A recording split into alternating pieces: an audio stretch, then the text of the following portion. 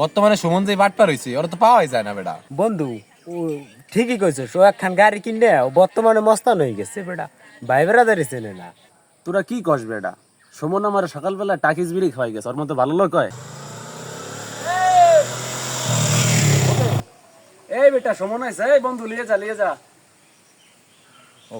20 টাকা করে দে আমাকে, মুখ দেখছিস? ওমরা তো রাশিয়ান মাই আইছে বন্ধু, চল এটা দেখে আসি, টাঙ্কি মাঙ্কি লই আসি।